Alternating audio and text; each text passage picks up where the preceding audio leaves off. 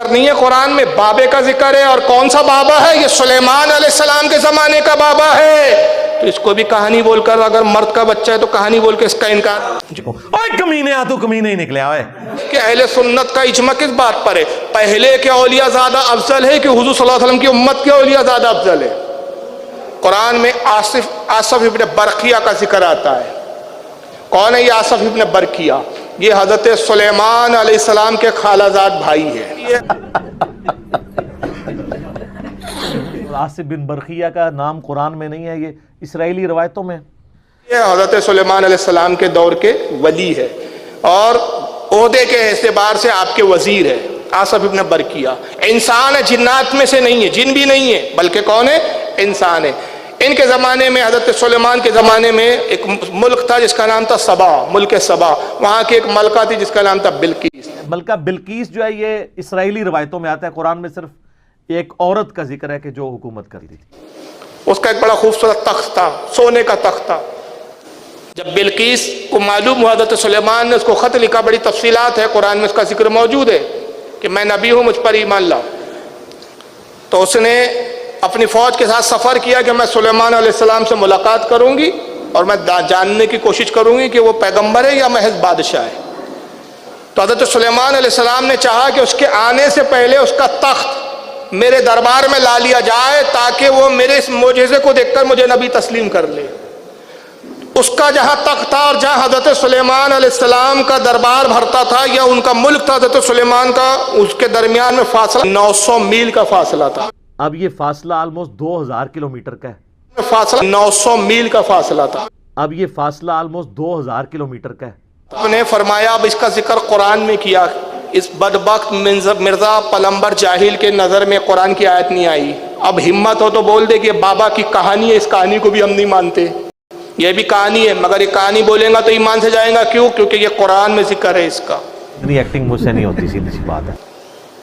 اور ذکر کیا ہے کہ حضرت سلیمان علیہ السلام نے اپنے دربار میں یوں فرمایا، پارہ نمبر 19 ہے، سورہ نمل ہے، آیت نمبر 39 ہے۔ حضرت سلیمان کہتے ہیں کہ کون ہے جو وہ تخت جو ہے میرے دربار میں لے آئے؟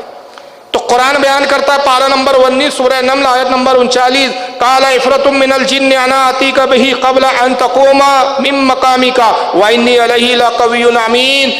اللہ فرماتا ہے کہ قوی مضبوط جن کھڑا ہوا، ایک دیو کھڑا ہوا، اور اس دیو نے، وہ جن نے کہا کہ میں وہ تخت حاضر کر دوں گا آپ کے دربار میں۔ اس سے عقل میں آتی ہے بات؟ نہیں آتی۔ مگر حضرت سلیمان علیہ السلام کیا فرماتے ہیں؟ آپ نے فرمایا کہ یہ وقت زیادہ ہے، میں اس سے کم وقت میں چاہتا ہوں کہ تخت لایا جائے، یہ وقت زیادہ لے رہے ہو تم۔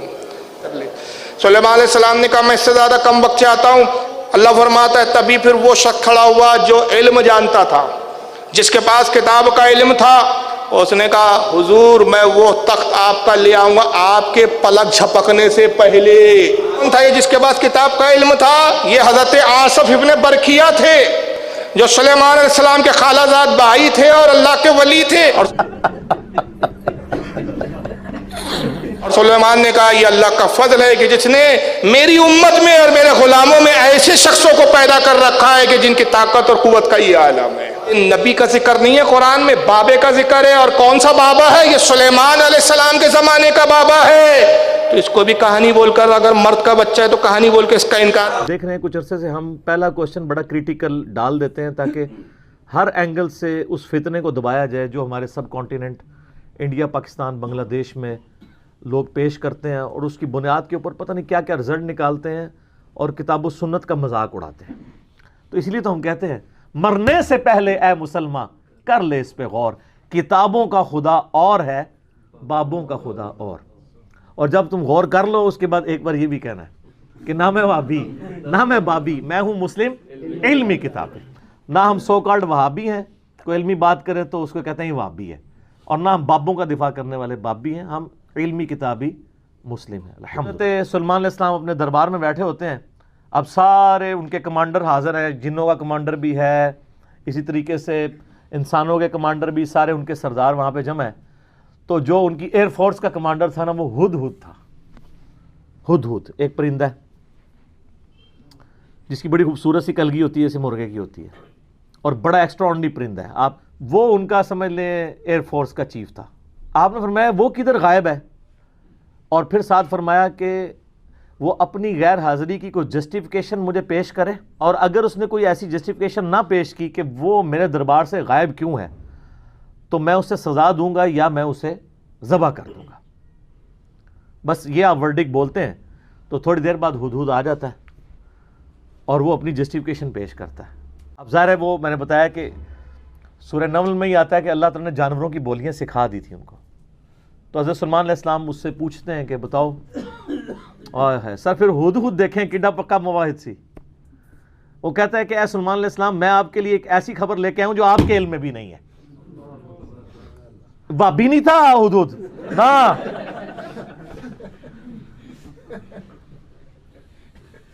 اچھا سلمان علیہ السلام نے کہا کیا خبر لے کے آیا ہوں؟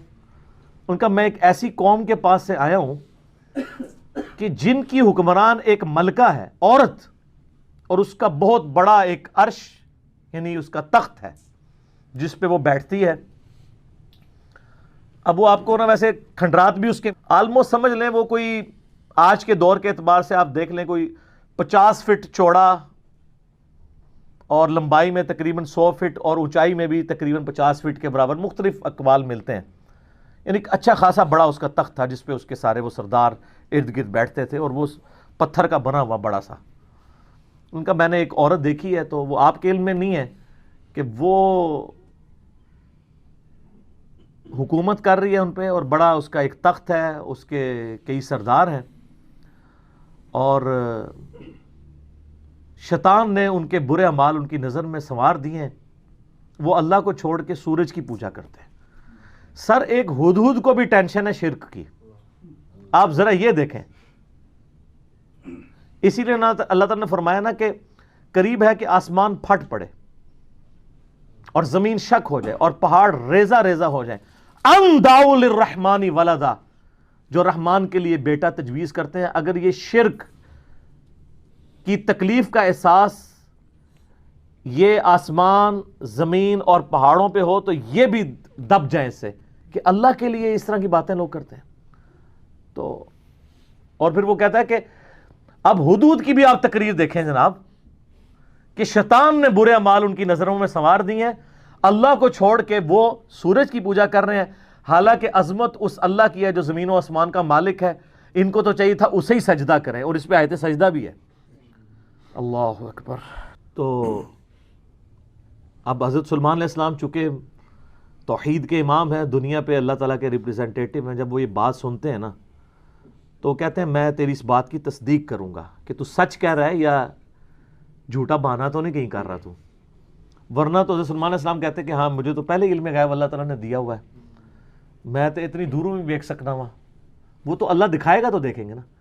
تو حضرت سلمان علیہ السلام نے ایک خط لکھا اور اس ہدہد کو کہا. اچھا یہ ورڈ بائی ورڈ سورہ النمل آیت نمبر جو ہے وہ 15 سے لے کے 44 تک 30 آیات ہے. جو چیز ان آیات سے ہٹ کے آئے گی میں اس کو مینشن بھی کر دوں گا. تو وہ خط لکھ کے دیتے ہیں کہ یہ خط لے جاؤ اور جا کے ملکہ جو ادھر کی ہے, ملکہ بلقیس جو ہے یہ اسرائیلی روایتوں میں آتا ہے, قرآن میں صرف ایک عورت کا ذکر ہے کہ جو حکومت کرتی تھی. اور خط اس کو دے کے پھر دیکھنا اس کا کیا جواب دیتے ہیں. ہدہد جناب لے کے خط پہنچا ہے, اور جا کے اب ہدہد ایک خط لے کے آ رہا ہو اور ملکہ کے وہ جا کے بیڈ روم میں سیدھا جا کے لینڈ کرتا ہے. کوئی سیکیورٹی گارڈ کوئی کچھ نہیں روک سکتا, وہ کھڑکی سے آ کے اس میں لینڈ کر کے سامنے لا کے اس کے خط پھینکتا ہے. تو حضرت سلمان علیہ السلام کا خط وہ کھولتی ہے تو وہ اس خط میں تو 2 ٹوک جملے لکھے ہوتے ہیں, انہ من سلیمان و انہ بسم اللہ الرحمن الرحیم, اور تم سر تسلیم خم کر کے فوراً میرے پاس حاضر ہو جاؤ. ٹھیک ہے, بس یہ 2 لائنوں کا ایک جملہ ہوتا ہے. جب وہ اپنے سرداروں سے مشورہ کرتی ہے تو وہ کہتی ہے میرے پاس ایک معزز خط آیا ہے, اور یہ معزز خط سلیمان کی جانب سے ہے. انہ من سلیمان, سورہ النمل آیت نمبر 30. یہ واحد مقام ہے جہاں سورت کے اندر بسم اللہ شریف آئی ہے. ایک عزت والا خط آیا ہے. عزت والا وہ اس لیے کہتی ہے وہ اس کو پتہ چل گیا کہ وہ غیر معمولی بندہ ہے کہ ہدہد جس کا خط لے کے آ رہا ہے میرے پاس. تو ظاہر ہے یہ کوالٹی تو اس کے پاس نہیں تھی کہ یہ کوئی کتنا بڑا بادشاہ ہے کہ جس کو اللہ نے یہ حکومت دی ہے کہ جانوروں پہ بھی اس کی حکومت ہے. تو وہ کہتی ہے کہ ایک معزز خط میرے پاس آیا ہے جو سلیمان کی جانب سے ہے اور وہ اللہ کے نام سے شروع ہو رہا ہے. اس سے یہ سنت ٹھہری کہ جب آپ کوئی خط لکھیں کسی کو تو بسم اللہ سے اس کا آغاز کریں, اور اس میں یہ ہے کہ سر تسلیم خم کرو اور میرے پاس حاضر ہو جاؤ. تو وہ اپنے سرداروں سے کہتی ہے کہ میں تمہیں پتہ ہے کہ میں کوئی کام اس وقت تک نہیں کرتی جب تک کہ میں مشورہ نہ کر لوں, ہر معاملے میں تم سے میں مشورہ کرتی ہوں. قوم سبا کی وہ ملکہ تھی, تو مجھے بتاؤ تم مجھے کیا مشورہ دیتے ہو. تو سردار تو آپ کو پتہ ہے جو ان کی تو ایک خاص جنگجو نیچر ہوتی ہے. انہوں نے کہا ہم تو بڑے طاقتور ہیں, بڑے زور آور ہیں, ہم ہر طرح کے بادشاہ کا مقابلہ کر سکتے ہیں, آپ ہمیں حکم دیں دیکھی جائے گی. لیکن وہ تو سمجھدار ہوتی ہے نا, جس میں مجھے بھی آگے لوگ پھونک چڑھا رہے ہوتے ہیں, لیکن جو بندہ ڈرائیونگ سیٹ پہ بیٹھا ہوتا ہے اس کو پتہ ہوتا ہے کہ کام کو کس حکمت سے لے کے چلنا ہے. تو وہ ملکہ کہتی ہے کہ اس کو تو اندازہ ہو گیا کہ یہ کوئی عام بندہ نہیں ہے, ان کی ساری پھوپھا نکال دے گا وہ. تو وہ کہتے ہیں کہ وہ ملکہ آگے کہتی ہے, اس کے الفاظ اللہ تعالیٰ نے نقل کیے ہیں. وہ کہتی ہے کہ یاد رکھنا بادشاہ جب کسی ملک میں داخل ہوتے ہیں نا تو وہاں کے شرفاء کو ذلیل کر دیتے ہیں. تو یعنی یہ جو ہمارے پاس ملک ہے یہ بھی ہمارا چھن جائے گا, ہم میں یہ طاقت نہیں کہ ہم اس شخص کا مقابلہ کر سکیں. یہاں پہ بھی آپ دیکھ لیں انگریزوں نے یہی کیا ہے نا, جب انگریز یہاں حکومت میں ہے نا سب سے زیادہ ذلیل انہوں نے کیا ہے خاندان مغلیہ کو, اس لیے کہ وہ یہاں پہ رولرز تھے. تو انہوں نے کہا پہلے تو جناب ان کو اتنا ذلیل کرو نا, کیونکہ ان کے اندر جراثیم موجود ہیں حکومت کرنے کے, ان کو تو ذلیل و خوار کرو. تو وہ ملکہ کی بات یونیورسل ٹروتھ اللہ نے نقل کیا کہ جب بادشاہ داخل ہوتے ہیں تو وہاں کے شرفاء پھر سب سے پہلے وہ ذلیل ہوتے ہیں. تو وہ کہتی ہے کہ اس میں جلدی نہیں ہمیں کرنی چاہیے, میں سلیمان کو نا کچھ گفٹ بھیجتی ہوں اور میں دیکھتی ہوں کہ اس کے رسپانس میں وہ کیا کرتا ہے, تو پتہ چل جائے گا کہ وہ واقعی ایک دنیا دار بادشاہ ہے یا اللہ کا ریپریزنٹیٹو ہے. یہ اس نے چیک پوائنٹ رکھا کہ اگر دنیاوی بادشاہ ہوا تو دنیاوی بادشاہ پرانے زمانوں میں دوسرے ملکوں پہ کیوں حملہ کرتے تھے, تاکہ ان سے ان کی دولت ہتھیائیں. تو اگر ہم جزیہ دینے پہ آمادہ ہو جائیں اور سالانہ ہم ایک رقم مقرر کر لیں گے اتنا آپ کو ٹیکس یا جزیہ دیا کریں گے تو وہ ٹل جائے گا. تو وہ بڑے زیادہ تحائف دے کے نا ایلچی روانہ کرتی ہے سلیمان علیہ السلام کے پاس. ٹھیک ہے, اور وہاں پہ سلیمان علیہ السلام کے پاس جب وہ ایلچی پہنچتے ہیں تو سلیمان علیہ السلام تو اسٹریٹ فارورڈ ان کو جواب دیتے ہیں کہ مجھے جو کچھ اللہ نے دیا ہے تمہاری یہ دنیا کی حقیر دولت اس کے مقابلے میں کچھ نہیں ہے, مجھے تو اللہ نے کیا حکومت دی ہوئی ہے. ٹھیک ہے, تو بلکہ سورہ نمل میں اللہ تعالیٰ نے ان کی دعا بھی نقل کی ہے. سلیمان علیہ السلام کہتے ہیں اللہ مجھے ایسی حکومت دینا جو میرے بعد پھر کسی کو نہ ملے. اور انسانی تاریخ میں سلیمان علیہ السلام سے بڑا بادشاہ نہ ان سے پہلے کو گزرا ہے نہ بعد میں جس کو اس لیول کی اللہ تعالیٰ نے حکومت دی ہو. تو وہاں پہ جب ایلچی پہنچتے ہیں تو وہ ان کو اسٹریٹ فارورڈ جواب دیتے ہیں اور ان کو واپس کر دیتے ہیں کہ جاؤ اور اپنی ملکہ کو بتا دینا کہ اب ہم وہ لشکر لے کے آئیں گے جس کی تاب تمہارے لشکر نہیں رکھ سکتے, انتظار کرو ہمارا. تو وہاں سے چلے جاتے ہیں, وہ تو چلے جاتے ہیں اور سلیمان علیہ السلام کو پتہ ہوتا ہے کہ وہ مطیع ہو کے ہی آئے گی, کیونکہ وہ سمجھ گئے ہوتے ہیں کہ اس نے یہ جو ڈیسیژن کیا ہے وہ کیوں کیا ہے. اب یہ فاصلہ آلموسٹ 2000 کلومیٹر کا ہے. قوم سبا آباد تھی یمن میں اور حضرت سلیمان علیہ السلام یروشلم میں بیٹھے ہوئے تھے, بیت المقدس ایلیا شام کے اندر. آلموسٹ 2000 کلومیٹر کا یہ فاصلہ ہے. تو آپ سمجھ لیں یہ فاصلہ طے کرنے کے لیے بھی 40 سے 50 دن پیدل چاہیے. تو سلیمان علیہ السلام جب ان کو واپس کرتے ہیں, وہاں پہ جب واپس خط پہنچتا ہے تو ظاہر ہے ملکہ تو پہلے ہی اس کو سمجھ آ گئی ہوتی ہے کہ کوئی عام بندہ نہیں ہے. تو ملکہ یہ ڈیسائیڈ کرتی ہے کہ میں خود سلیمان کے پاس جاؤں گی, کیونکہ اس خط میں پہلے میں کیا لکھا تھا کہ مطیع ہو کے میرے پاس حاضر ہو. سر یہ بادشاہت کا آپ لیول دیکھیں کہ دوسرا بادشاہ جنگ بھی نہیں کرنی پڑ رہی, سیدھا وہ خود حاضر ہو رہا ہے. خیر اس بات کو کچھ عرصہ گزر جاتا ہے. جب اس کا لشکر آنے کے 3-4 دن یا کچھ دن باقی رہ جاتے ہیں نا, تو سلیمان علیہ السلام اپنی مجلس میں بیٹھے ہوتے ہیں. تو سلیمان علیہ السلام اپنے درباریوں سے کہتے ہیں کہ وہ جو بلکہ بلقیس ہے وہ مطیع ہو کے میرے پاس آنے والی ہے. ان کو پتہ ہے, فیڈ بیک مل جاتی ہے, اللہ تعالیٰ نے وحی کے ذریعے آگاہ کر دیا. تو پھر وہ ایک گفتگو کرتے ہیں وہاں پہ جہاں پہ وہ تخت بلقیس کا ذکر ہے, اور آصف بن برقیہ کا نام قرآن میں نہیں ہے, یہ اسرائیلی روایتوں میں. یہ آیت نمبر ہے 38. قال یا ایھا الملأ ایکم یأتینی بعرشھا قبل ان یأتونی مسلمین. حضرت سلیمان علیہ السلام کہتے ہیں اے میرے سرداروں, جو میرے ساتھ اٹیچ لوگ ہو, تم میں سے کون ہے کہ جو مجھے اس ملکہ کا تخت لا کر دے اس سے پہلے کہ وہ سر تسلیم خم کرتی ہوئی میرے پاس حاضر ہو جائے. کون ہے کہ جو ایسا کرے؟ قال عفریت من الجن, تو ایک بڑا دیو ہیکل جن کہتا ہے انا آتیک بہ قبل ان تقوم من مقامک, کہ میں آپ کی اس محفل برخاست ہونے سے پہلے 3-4 گھنٹے کی جو بھی آپ کی مجلس ہوتی ہے, مجلس ختم ہونے سے پہلے میں وہ تخت آپ کو یہاں پہ لا دوں گا. انبلیویبل چیز ہے. 2000 کلومیٹر سے اتنا بڑا تخت پتھر کا وزنی 3-4 گھنٹے, کیا وہ تو آج بھی آپ اگر جہاز میں بھی لائیں تو 3-4 گھنٹے میں نہیں پہنچ سکتا, اس کو تو لفٹ کرنے میں پرابلم ہو جائے گی. وَإِنِّي عَلَيْهِ لَقَوِيٌّ أَمِينٌ, اور میں اس کے اوپر امانت دار بھی ہوں, میں پوری رسپانسبلٹی سے یہ کام کروں گا, اور میں طاقت بھی مجھے اللہ نے دی ہے. جنات کو اللہ نے بہت طاقت دی ہوئی ہے. تو حضرت سلیمان علیہ السلام یعنی ایگری نہیں کرتے اس مسئلے میں. تو پھر ایک اور شخص, قال الذی عندہ علم من الکتاب, وہاں ایک شخص بیٹھا ہوتا ہے جس کے پاس کتاب میں سے علم ہوتا ہے.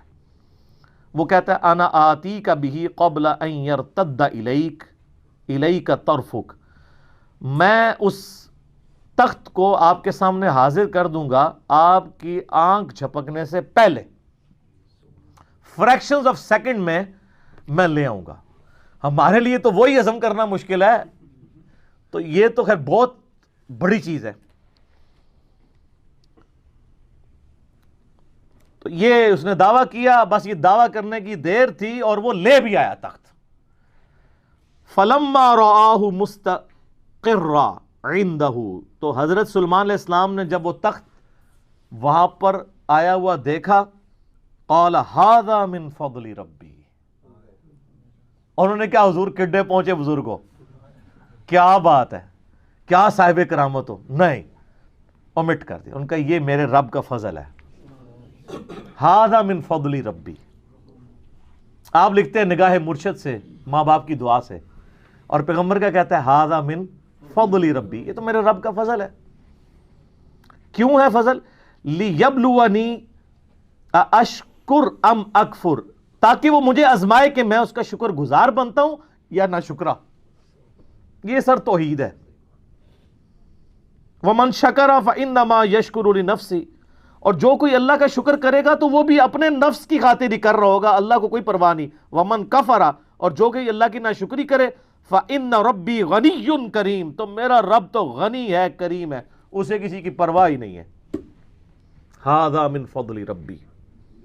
اچھا, اس کے بعد پھر آتا ہے کہ وہ ملکہ جب آئی, حضرت سلیمان علیہ السلام نے کہا کہ نا اس تخت کی حیت بدل دو, ڈیزائننگ اس کی تھوڑی سی چینج کر دو, جو اس کے اوپر کوئی پھول بوٹے لگے ہوئے تھے تھوڑا سا اسے ٹیمپر کرو, اور میں دیکھوں گا کہ وہ پہچانتی ہے اپنے تخت کو نہیں کہ نہیں پہچانتی.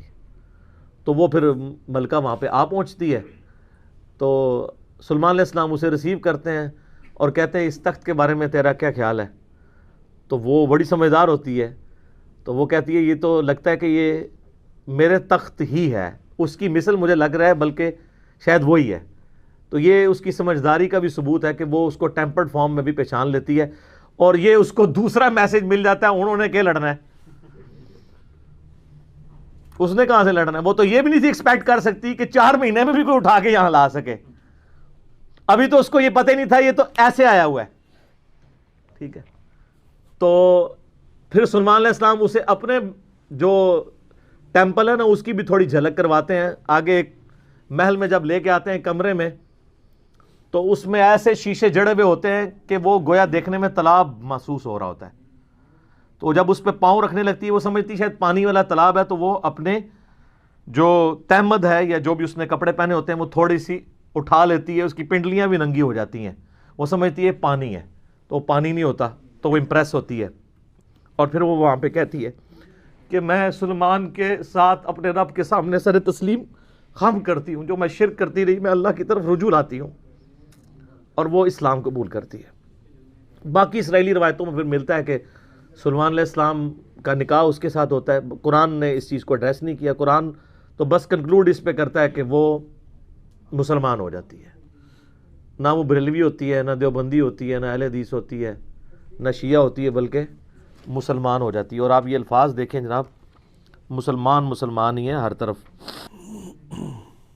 قالت رب انی ظلمت نفسی، وہ کہتی ہے میرے رب میں اپنی جان پہ ظلم کرتی رہی اس سے پہلے، واسلمت مع سلیمان للہ رب العالمین، اور میں سلیمان کے ساتھ سر تسلیم خم کرتی ہوں اس رب کے سامنے، اللہ کے سامنے جو سارے جہانوں کا پالنے والا ہے، میں سر تسلیم خم کرتی ہوں، میں مسلم ہوتی ہوں۔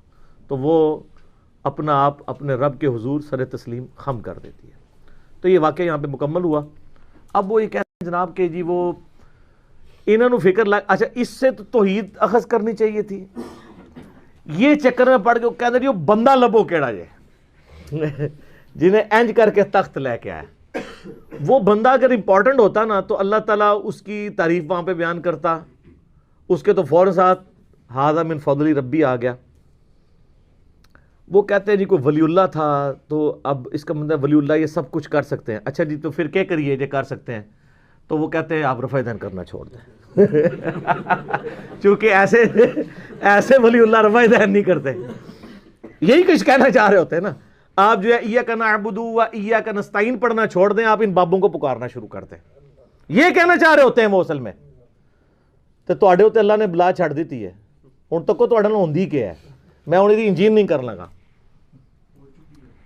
ہو چکی ہے، لیکن آج میں اس ایک واقعے کی کرنے لگوں انشاءاللہ تعالی۔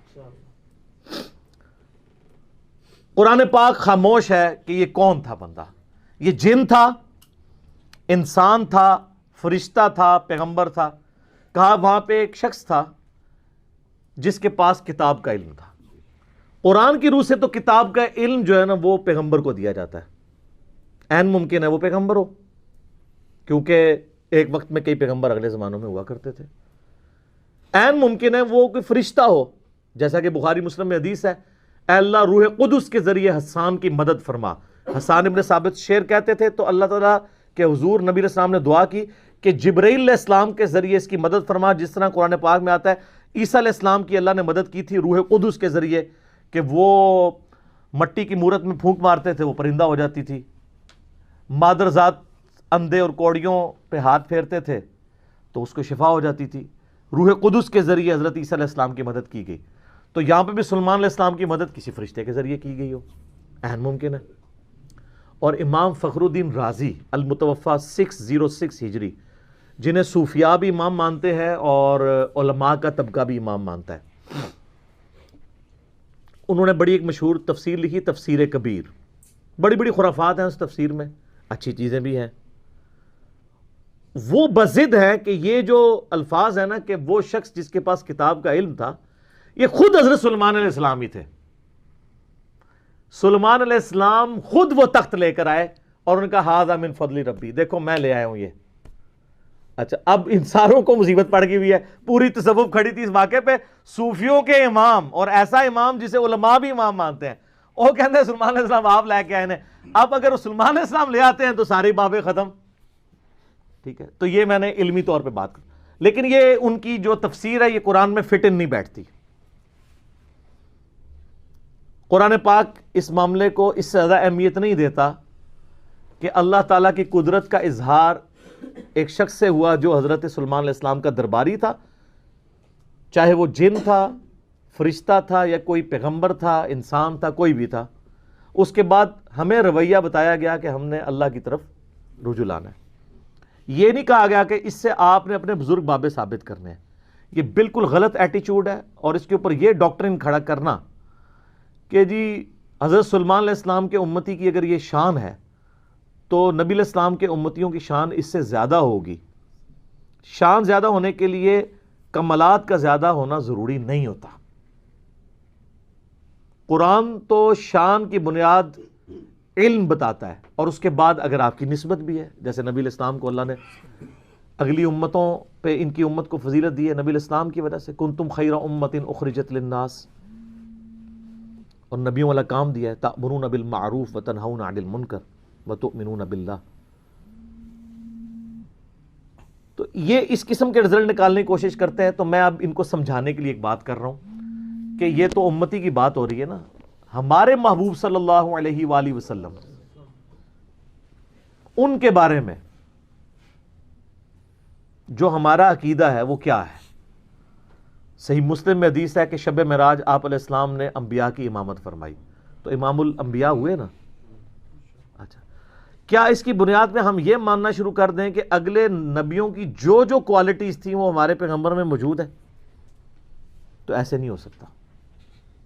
کلی فضیلت ضرور ہے، کئی ایک چیزیں ہیں جو اگلے انبیاء کو جزوی طور پہ فضیلت حاصل تھی جو ہمارے نبی علیہ السلام کو حاصل نہیں ہے. کلی فضیلت ہمارے پیغمبر کی ہے صلی اللہ علیہ وآلہ وسلم.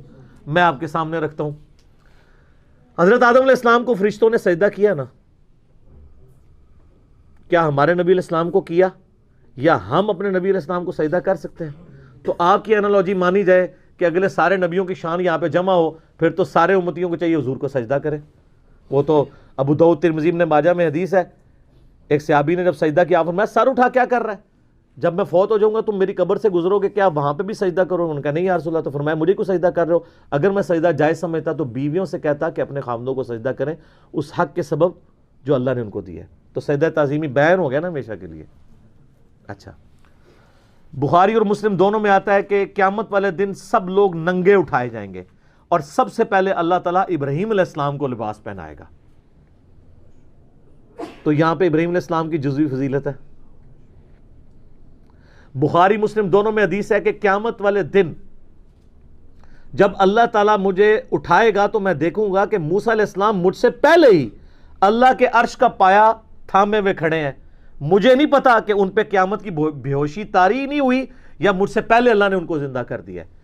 اس بے ہوشی کے سبب جو دنیا میں اللہ کی تجلی کی وجہ سے ہوئی تھی. یہاں پہ موسیٰ علیہ السلام کو جزوی فضیلت حاصل ہے. عیسیٰ علیہ السلام بغیر باپ کے پیدا ہوئے نا، یہ تو سب سے بڑی پھکی اور اینٹی وینم اور علمی الزامی جواب ہے. تو یہ ان کی فضیلت ہے نا. یہ فضیلت آپ ہمارے نبی علیہ السلام کے لیے ثابت کر سکتے ہیں؟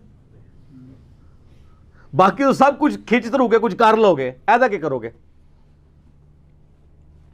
اور اس سے بڑی بات، ہمارے نبی علیہ السلام کو موت آ چکی، اللہ کی جنتوں میں زندہ ہے. عیسیٰ علیہ السلام آج تک نہیں مرے،